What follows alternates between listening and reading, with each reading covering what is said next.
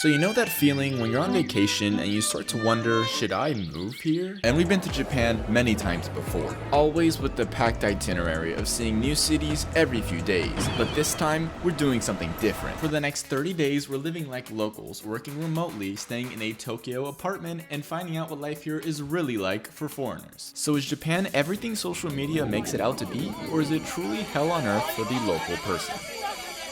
We're looking to answer 3 key questions. What's the overall quality of life like for us and for everyone around us? Is Tokyo an affordable city for someone making the average Tokyo income? Is it really as affordable as social media praises it for? And the foreigner problem. What is the overall attitude towards foreigners, especially in non-touristy areas? Will we be rejected from entering certain places because of our ethnicity? And can we get by long term with just speaking English? So to start us off, welcome to our crib. Unlike the US, where the average apartment is 900 square feet, this is the average Tokyo apartment. For $800 a month, you get a whopping 250 square feet, which is a third, less than a third, of what we're used to. This includes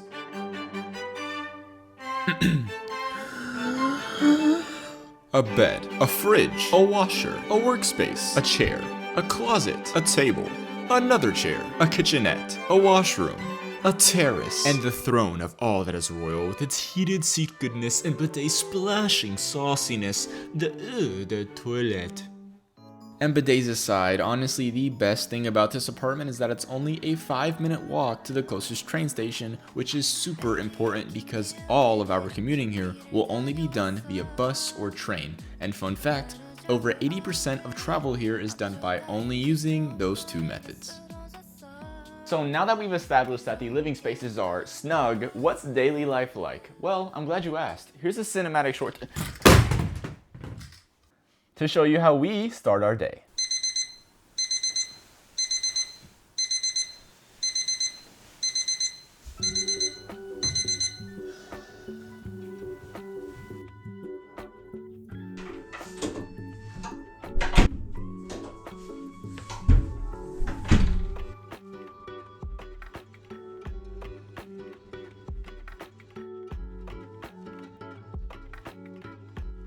Good morning. How are you guys doing?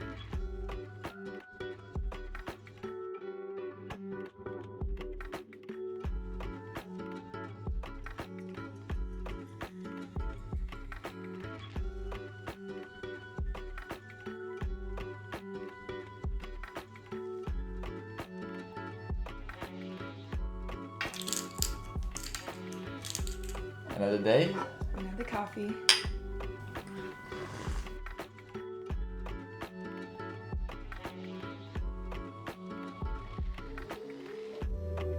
So, after a super exciting workday, what does Tokyo have to offer for someone not looking to be surrounded by tourists? Let's find out.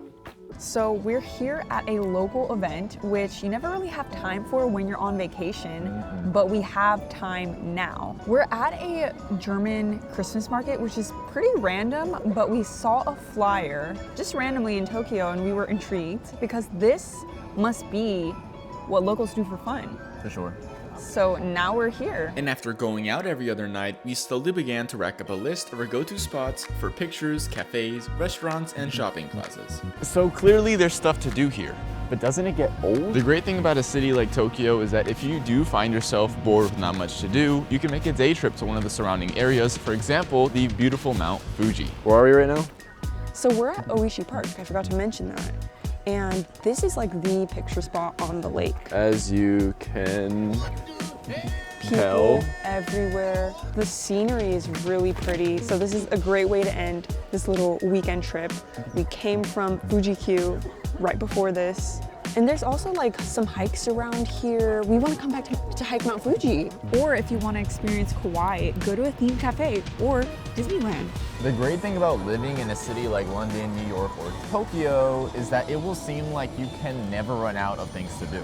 And honestly, we're kind of shocked with the amount of free things you can do in Tokyo. But when it comes to what we did pay for, our biggest expense here, and this is where Japan truly shines, is the food. You want a hearty bowl of ramen? The best the world has to offer. Want light and tasty sushi? Make it revolving. Or maybe you want to try cooking some A5 Wagyu beef for just a few bucks. Go for it. And best of all, find an infinite amount of coffee at the never-ending list of cafes they have to offer. Needless to say, this is not a city you will find yourself with nothing to do. So the quality of life is great for us. But are we an exception? It's no secret the work culture in Japan has earned an infamous reputation for itself, with constant videos on social media of businessmen falling asleep in public. The harsh reality is that companies here want their employees to dedicate their life and soul to the company, and as a result, the work-life balance can be miserable. This is one reason we can confidently say we would avoid Japan if we were forced to work for a Japanese company. It really is that bad. So after spending 30 days in the biggest city in the world, how affordable was it really? So here's a breakdown on how much we spent. Keep in mind, we were intentionally going out 4 or 5 times a week. So if you're more of a homebody, this might actually end up being even cheaper. So rent came in at $250 a week. This was super affordable, especially when compared to other countries like the US. Transportation for buses and trains was about $60 a week. This alone was one of the best parts of Tokyo. Besides the rush hour crowds, it was insanely reliable, and you could get a quick train for about $2 to $3 round trip. Now the gym, believe it or not, was at about $25 a week, and this is shockingly pretty expensive compared to other countries. A monthly membership here would be about $100, whereas in the US, our monthly membership was $40 total for the both of us. And for groceries, we spent about $100 a week. This also shocked us. Grocery stores here are so incredibly cheap. A5 Wagyu beef for $6. Even the pre-made, ready-to-eat food was only $2 to $3. Eating out, which we did do pretty often, was about $25 a day, so $175 a week. The average two-person meal was about $15 to $20 total, so not super cheap, but still very affordable. And lastly, entertainment and shopping, which varies by person, but in general, this was about $110 a week. And just for fun, we'll go ahead and tack on an extra 10% to the total, just in case we missed anything. That comes out to $800 a week for the two of us, so let's call it at $400 a person per week, or $1,600 a month. Now, I'm sorry, but if you don't consider $1,600 a month affordable, you're either under the age of 21, which is understandable, or you need to stop spending money on 8-leg parlays, you lazy butts. Regardless of your financial status, we can agree that this country not only provides an amazing quality of life, but is also super affordable. But what about the foreigner problem? So for context, we do not know any Japanese whatsoever aside from the occasional hi and arigato. And although you're probably assuming this created some issues, it never really did. We really did get by with just speaking English. Japan is not a very outgoing society, so it's less likely that a native Japanese person is going to go out of their way to approach a foreigner to talk about how their day was, which could be a drawback for someone who does enjoy randomly conversing with strangers you meet every now and then. However, this wasn't really a foreigner-specific issue. Japanese people in general do just enjoy keeping to themselves. And because of this, the train rides would sometimes be uncomfortably quiet. Even when traveling to non-touristy areas, we never really felt out of place. If you're respectful of the culture and mannerisms, no one can really tell you're a foreigner until you start talking or pull out a camera, because then it becomes really obvious. So culture shocks. What's something good or bad that is super different here that not used to seeing in the US? Girls' bathrooms. They really like their privacy, so like all the doors are just completely shut off. Like Floor to ceiling? Yeah, in the US you have these like humongous gaps. You could literally look in and see someone pooping.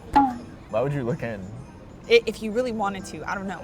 Do you really want to? No. They also have like little music that you can touch to play so that no one else can hear you, like your own personal soundboard in the toilet. Yes, very customizable experience. So another culture shock I would mention, I really haven't seen this in any other country as much as I do in Japan, but it's the lines. The lines for basically everything you could imagine are just ridiculous. If you are thinking about going to a popular restaurant, expect a line out the door. That's just on like a regular weekday. If you want to go somewhere that's popular, even remotely popular, on a weekend, you're basically screwed. They always want to go to what's new, post about it, take pictures of it. You're actually leading me to the other culture shock I was going to mention, the pictures.